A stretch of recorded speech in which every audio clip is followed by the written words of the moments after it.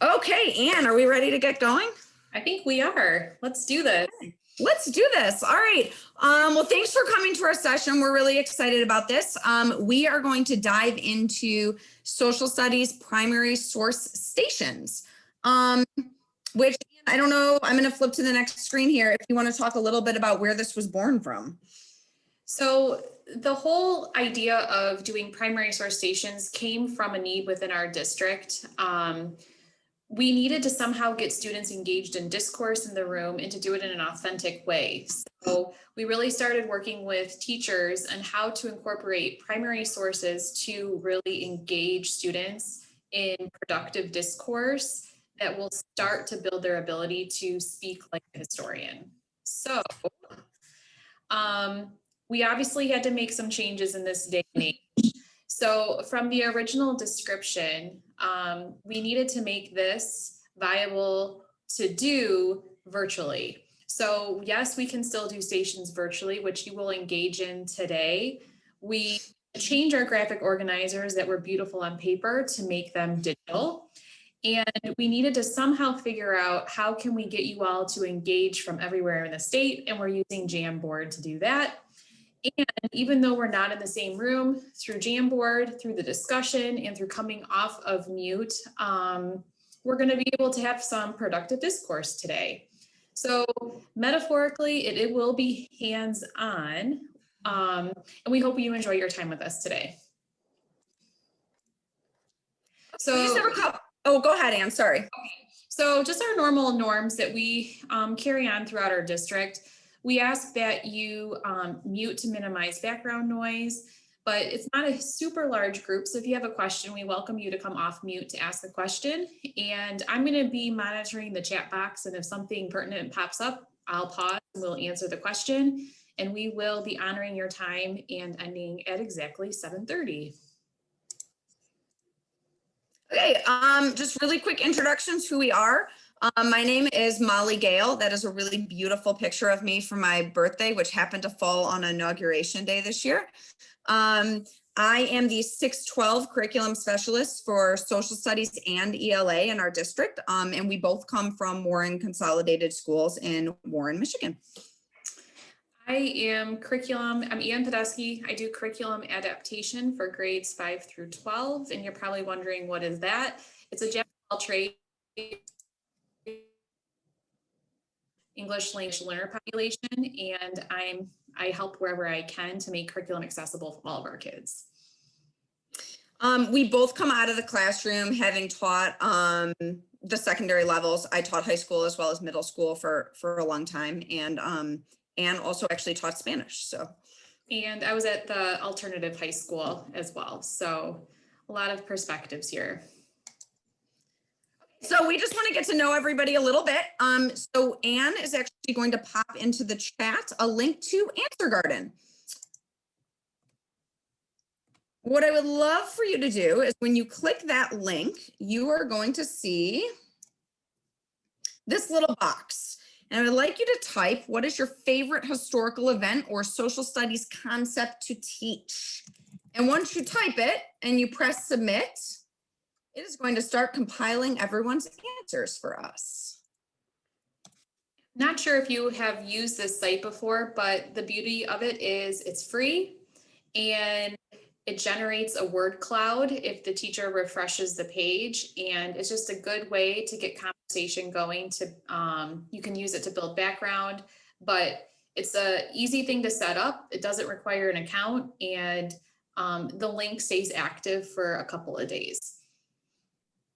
It works just the way word clouds did in the past when some of us used to use them. So the more times an answer is typed in, the larger it gets. So you really get to see if there's some common themes amongst your kids. So we know here that, for instance, multiple people have said the Holocaust is their favorite topic to teach in social studies. And then we have an array of people who have also said Revolutionary War now. Refresh a couple more times. Oh, we have a really big, we have a big diversity of what people love to teach. Let's do one more. Oh, Civil War popped on there now. So Answer Garden is a great way if you're just looking for quick feedback from your kids. It's a really great resource to use. Okay, so building background. So we all know that for years we were living in the old standards, and then finally in June of 2019, Michigan released its revised social studies standards. And I know those of us who are following the process, it was long and exhausting, but they're here now. And one of the big shifts that we're seeing in those is that it's really pushing kids to do inquiry-based thinking and critical work where they're really diving into topics and thinking about them and talking about them. Those actually came hand in hand at the same time with Michigan finally releasing its secondary essential practices for disciplinary literacy. These practices, if you're not familiar with them yet, are definitely worth skimming them. They are centered around inquiry-based instruction. So we're not just telling kids what things are and having them regurgitate information back to us, but we're asking them real questions of genuine importance about social studies and having the kids investigate those questions and then come up with their own answers to them that are supported by evidence. These practices really are trying to get us as teachers to get into our kids' hands authentic text so the kids are reading things that matter, that are real, and then that they're producing writing that also is authentic. And what we've seen working in classrooms, the kids' interest in what they're doing just blossoms. So they become active learners, and there's a lot to these practices. So we recommend just picking one to start off with. And then what you'll notice if you pick one, they all just kind of snowball together. But start small, and then you'll see the kids become super engaged, which is really powerful. So we're going to actually dive into an activity today that is primary source based. We're going to address several of the Michigan standards, but these are the process and skill standards we're going to be specifically looking at. We're going to have you guys actually digging into some primary and secondary sources. We're going to ask you to construct an argument and support it with evidence. And we're going to center all of this around a question that's going to stage our work for the day. In terms of content, we actually decided to take a standard that I don't know if you feel this way, but I often felt the standard was sort of glossed over when I was in the classroom. It was about constructing generalizations about how the war affected combatants and civilians, the physical environment, and the future of warfare. And I often felt like it didn't spend a lot of time looking at how the war was affecting civilians and combatants on a personal level, because frankly, the resources we were using didn't really have that in it. And so I just kind of skipped this. So we are going to dig into what did the Civil War do to the people who fought in it and the people who were living in the country at the time.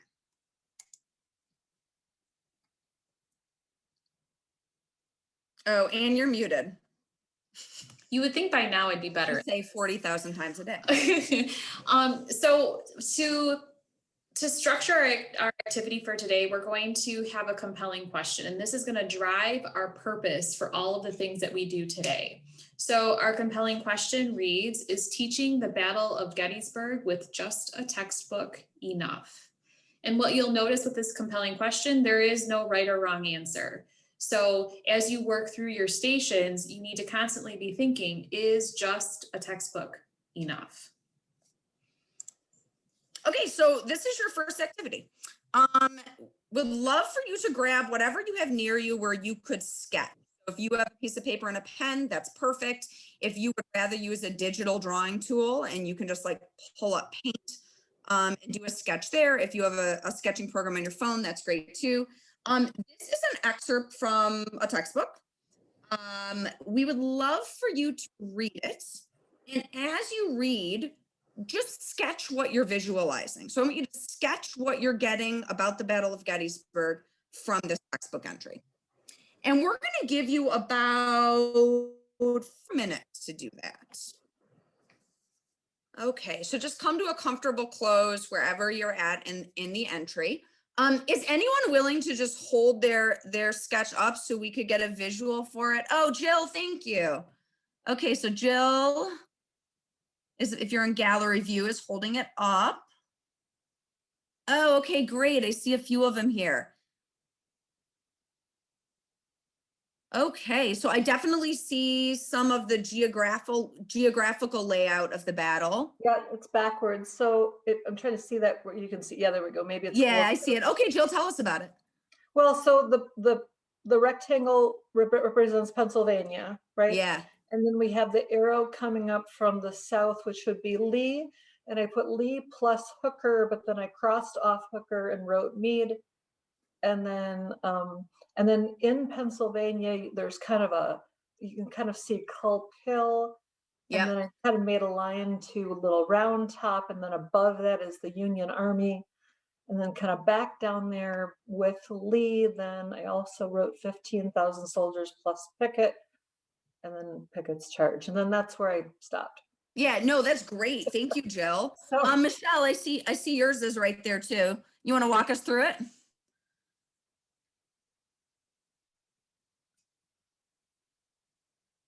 If it'll let you come off mute, I hope. So I was just putting things as I was reading it. So Yeah. it's like it has like the different individuals that were mentioned. It has like their different flags for which side they were representing. Okay. It has the cows and the shoes and the food and the clothes that are being taken. And then it has a cemetery where there's all the crosses and the numbers of the people. Okay, great. Yeah, thank you so much. These are awesome. Take your sketch wherever it is and just set it to the side because we're going to come back to it.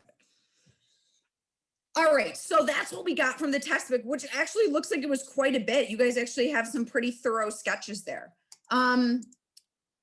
This is the second page of the textbook entry. So if you feel like there's anything from these visuals that you need to add to your sketch, please feel free to do that. One is an artist rendering, and of course, one is a photograph. So if those offer anything you want to add to supplement your original sketch, that is great.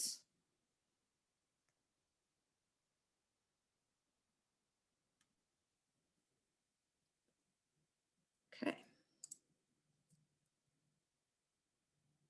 Okay, so what we're about to dive into is the supporting question that we now need to dig into to answer the compelling question, which is, what do primary sources about the Battle of Gettysburg tell us about the people involved? So we know what the textbook told us. Now, what do primary sources tell us?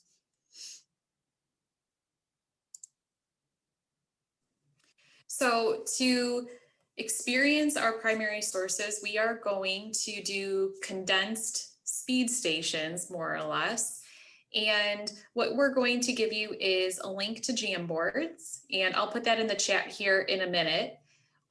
You're going to be broken up into groups, and you're going to quickly examine all of the primary sources. And then, since our time is short, you and your group are going to decide to really analyze only one of them. And when you're in your Jamboard, we know that protocols are important for it to work efficiently. So we ask that you nominate a facilitator, a timekeeper. The one role everyone will jump on is the reporter to report out when we get back together, and then a focus monitor because we're going to be on a tight time schedule. And if you need help when we are going through the stations, just raise your virtual hand and Molly will pop into your room. If you get into your breakout room and nobody wants to be facilitator, I've certainly been in plenty of trainings where that's happened. We're going to flip it around and say the person with the least teaching experience has to be the facilitator if nobody volunteers. Every training I go to, they make it the person with the most. So we're just going to do the reverse. Okay, so when you get into your breakout room, check your breakout room number. That corresponds to your jams. So if you are in breakout room 3, for instance, your jams are going to be 9 through 12. So if you need to take a quick picture of the screen, please feel free to do that.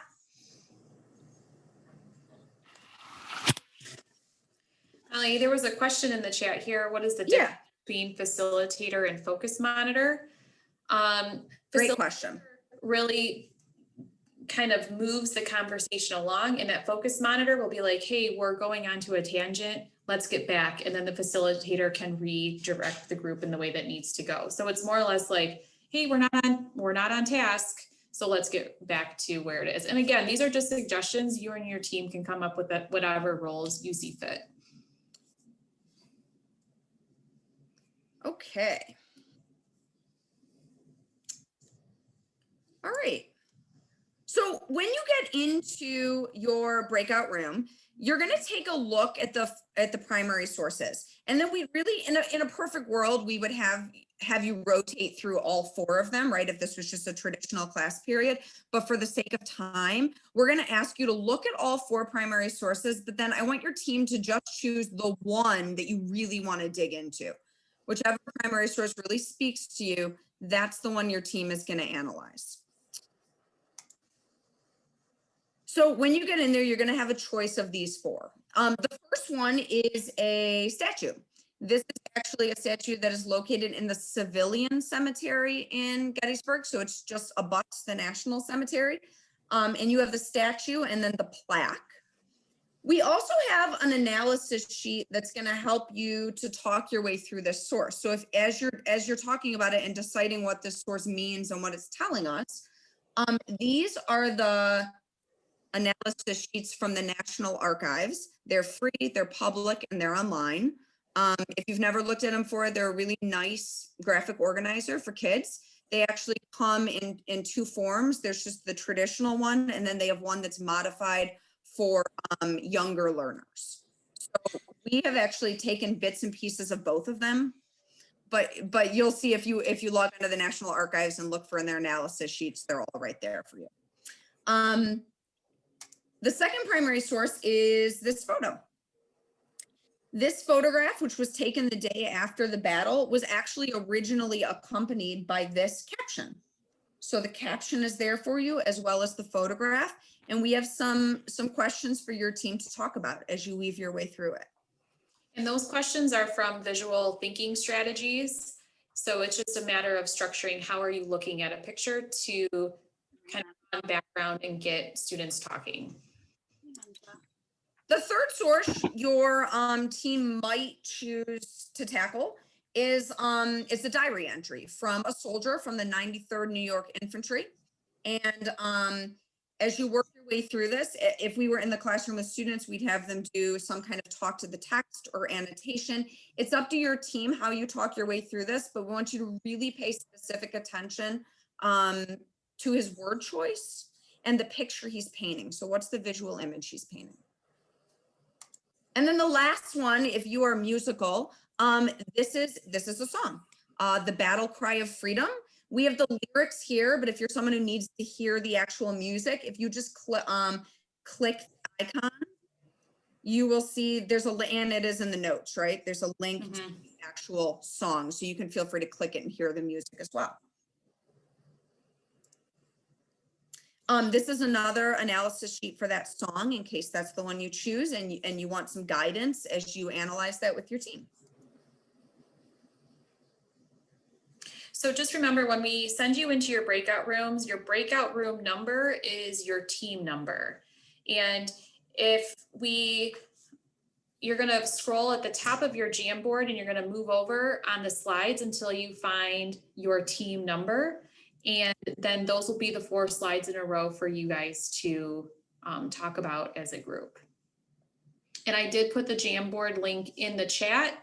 And when Molly's setting up the breakout rooms, I would recommend clicking on that so you have it up and ready when you get sent to your breakout room. All right. And are we thinking 5? Let's do 6. Okay. Just making sure there were enough jams for that. All right. There's 32, so you're going to do 7 per group. Okay. The jams are there for that though? Mm-hmm. Okay, so I'm going to put you in breakout rooms in just a minute. For the timekeepers, we are going to come back out of breakout rooms at 7:10. So at 7:10, your team needs to be wrapping up its conversation. So that will give you about 7 minutes to walk your way through the source you choose. And Molly, you've got 7 per group, right? Yeah, I'm doing seven breakout Okay. rooms. Yep. Okay. Okay. All right. Anne, can you see that the jam? Okay, great. Yep. So as they're hopping into their breakout rooms, they have these Jamboard slides. And like we said a minute ago, each team has 4. So team 1 has 1, 2, 3, 4. And they're choosing one of these primary sources to analyze. And each one of them has some sort of graphic organizer or activity with it. So the statue has, whoop, that team just proved it. The statue has a really nice National Archives analysis sheet that walks through how do you look at artwork. The photo has the VTS questions.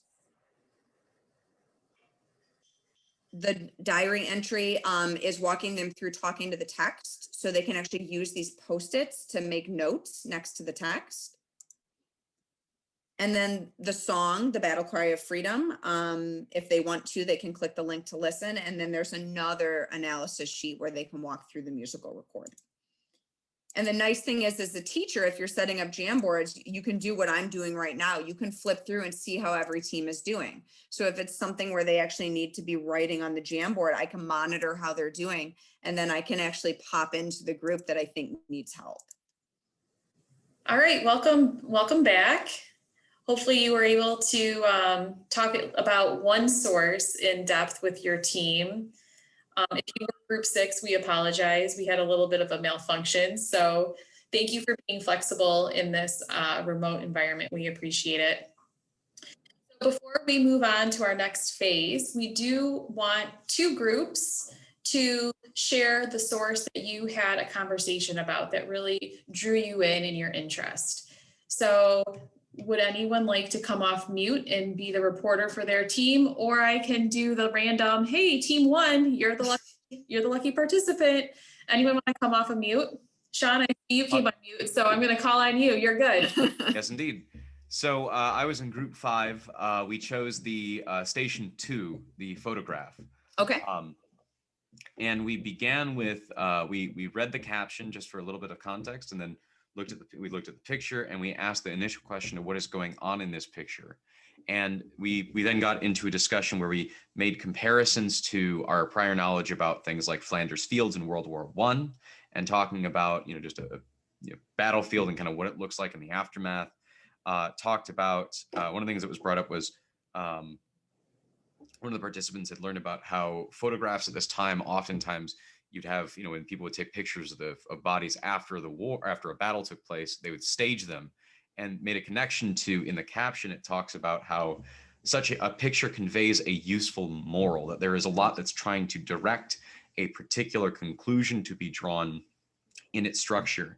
And we also made just observations about the men in the picture, the fact that unlike Flanders Fields or unlike World War I, where it's a moonscape, this is a field, and you can see the grass still there. And I wondered about what this would be like to see in full color, but otherwise a benign field here, to see the scene that must have been staged or not. And then we got into I think some points building on some prior knowledge about this a little bit more, and it's about as much detail I can go in without, I feel like, going a little off topic. No, that's great. I mean, that's a lot. I'm glad you guys had such a rich discussion about the photograph. That's awesome. Thank you See, very much. this is when you throw a bunch of history teachers together, this is what happens. Any other volunteers? I'd volunteer, except that we talked about the photograph too. So I kind of feel like I would say a lot of the things that Sean just said. Okay, that's yeah. Did anyone not do the photograph? I think that was the favorite. All right, fine. I'll volunteer. Oh, Michelle, you're my new best friend. Okay, go ahead.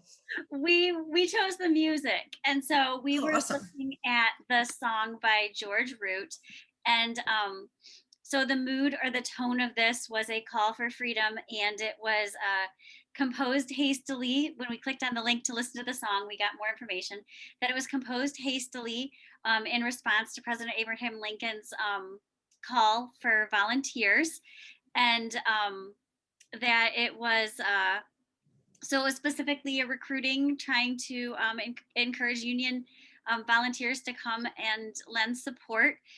So that's who it was for.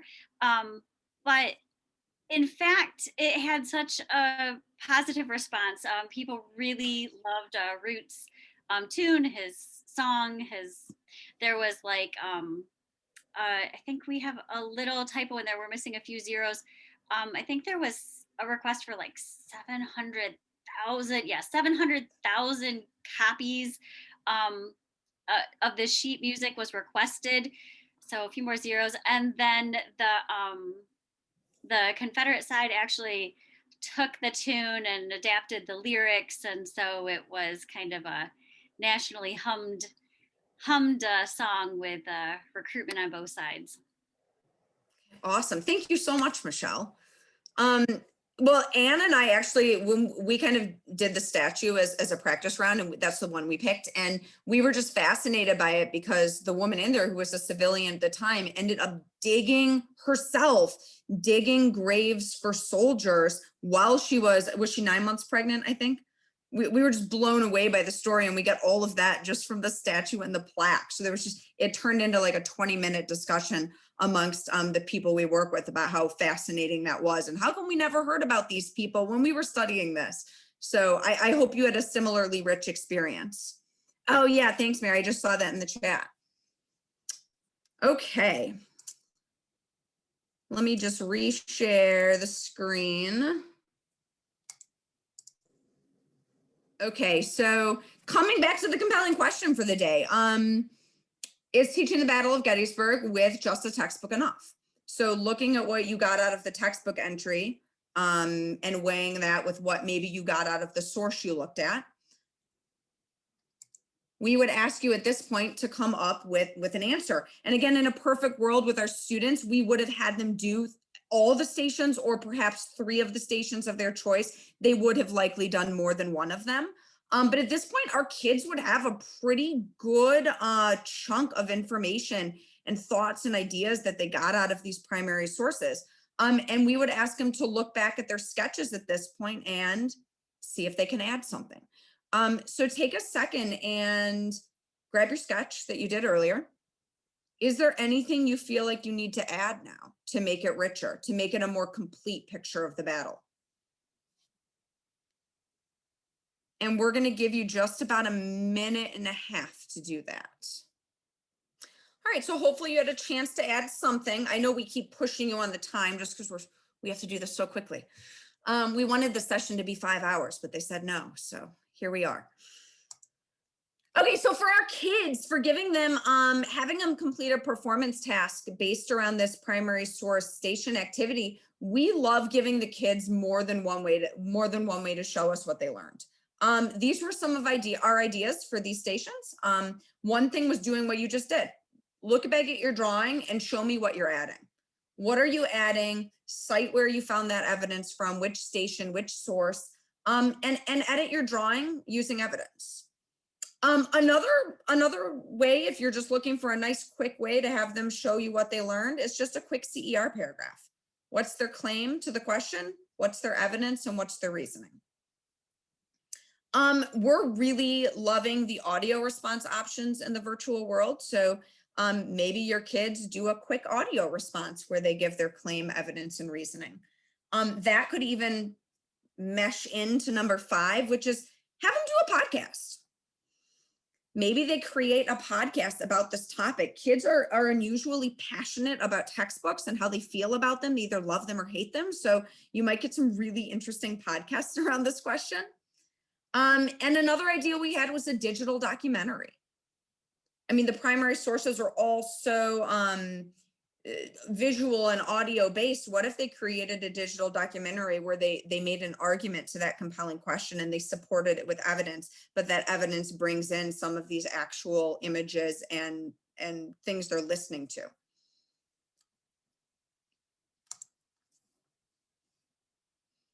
So we also have those students that are ready to be pushed. They're ready to move forward and be challenged. So an extension to this activity might be to ask those students who finish it right away and are like, all right, this wasn't hard, what do I do next?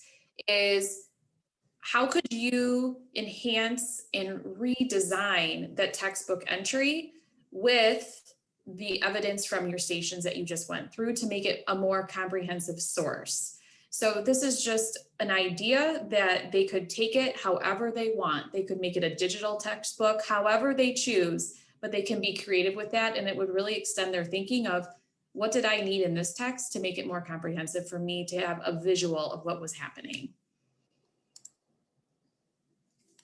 If you're looking for your kids to actually get out there and take some informed action, one thing we thought would be really interesting was have them pick a current event, any current event right now going on that's being covered by news outlets, and have them locate 4 primary sources that they think give a deeper understanding of it. So if they're looking at what COVID-19 has done, maybe they're pulling primary sources about it. They're pulling an interview with a family member. They're pulling some photographs. They're pulling some graphs or infographics. We're so inundated with them all the time, but often all we're putting in front of the kids is pieces of text. So that would be an idea for how they could actually take some informed action and then share that with classmates. So we want this to be a structure that doesn't require a ton of work on your end, because we know time is a precious commodity these days.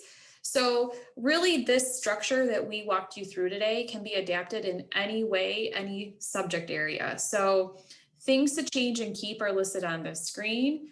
Obviously, we need to change the compelling question and the staging question to think about where you're headed and where you want them to go, and then the primary sources. And in the chat, there was mention about the different mediums. And yes, using different mediums to expose them to authentic materials is just critical to get them more engaged and have it feel more relevant to them.